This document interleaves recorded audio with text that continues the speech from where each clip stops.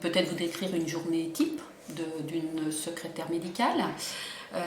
Donc les fonctions principales de la secrétaire médicale sont surtout d'accueillir les patients, donc que ce soit de façon physique ou au téléphone. Ça fait quand même une grande partie de notre travail sur une journée. Nous avons en charge la gestion des plannings des médecins, avec tous les rendez-vous de consultation, les réunions, tout ce qui peut se passer dans une journée. Nous avons donc la gestion de la consultation en elle-même, c'est-à-dire on accueille les patients, mais après on est là pour éventuellement faire un courrier en urgence, pour leur redonner un prochain rendez-vous, répondre à certaines questions. Nous avons en charge la gestion du courrier, donc le courrier, donc compte rendu d'hospitalisation, compte rendu de consultation, que nous devons mettre en œuvre par les moyens informatiques. Donc nous avons soit la dictée numérique, soit la reconnaissance vocale au niveau de l'hôpital. À partir de là, donc nous établissons le compte rendu qui a été dicté par le médecin. Et donc, soit on le remet au patient tout de suite si notre emploi du temps nous le permet, soit il sera envoyé plus tard par le courrier, traditionnellement. Donc ça concerne la bureautique surtout. Nous avons aussi le suivi, le classement, l'archivage des dossiers à notre charge. Donc nous devons tenir en ordre le classement du dossier, donc soit à la sortie du patient d'hospitalisation, soit suite à une consultation, en rangeant les différents éléments du dossier dans leur place respective. Et donc après, ces dossiers sont archivés aux archives centrales de l'hôpital qui ne sont pas sur le lieu du centre hospitalier même, mais en dehors. Et donc un service d'archives, des navettes en fait sont organisées pour nous amener et pour ramener les dossiers sur le site d'archivage central.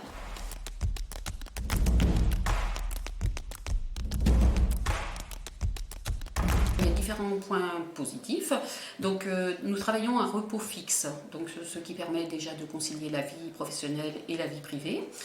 Nous avons la possibilité de travailler à temps partiel, donc en fonction des services, mais c'est une possibilité que l'on a. Nous avons accès à la formation continue. Donc c'est pareil, ça peut enrichir beaucoup soit notre vie professionnelle, mais aussi notre vie personnelle. Nous avons la possibilité de changement de service, donc ça c'est très enrichissant aussi. Nous travaillons avec une certaine autonomie et nous devons travailler avec une certaine autonomie, donc ce qui est intéressant au niveau du travail et ce qui est valorisant pour nous. Et nous travaillons en équipe pluridisciplinaire, donc ce qui veut dire beaucoup d'échanges avec divers professionnels et donc création de beaucoup de liens sociaux. Alors, il peut y avoir des points aussi négatifs, et des difficultés, c'est-à-dire que certaines fois la charge de travail peut être très lourde, donc notamment l'absence de collègues, puisque nous devons assurer de toute façon notre travail et celui de la collègue absente, notamment pendant les périodes de congés annuels, pendant des périodes de congés maladie ou de congés maternité, qui peuvent être des périodes assez longues.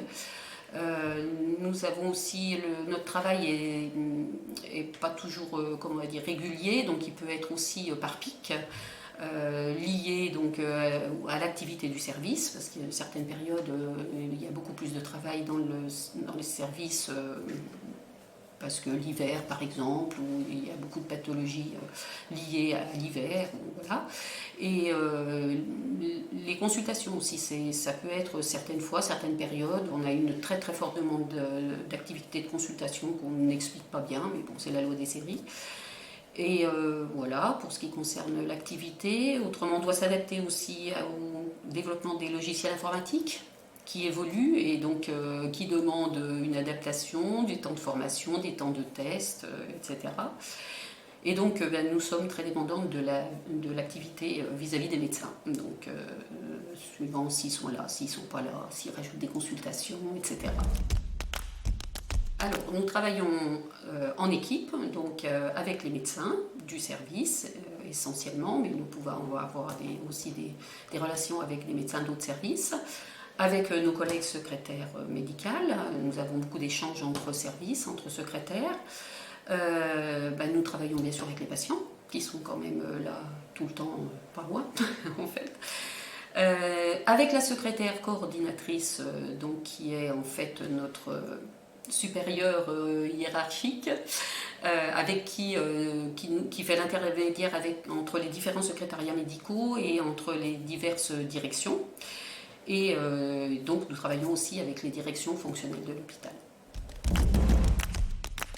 Pour ce qui me concerne, j'aimais beaucoup le domaine des sciences, en fait, quand j'étais étudiante. Donc, par ce cursus-là, c'est vrai que j'ai pu pas mal travailler ce domaine-là. Après, en ce qui concerne plus le métier en lui-même, en fait, c'est un travail de bureau, mais en fait, avec beaucoup de relations humaines. Et on apprend beaucoup de choses par notre métier, donc c'est pour ça que ce métier m'intéressait.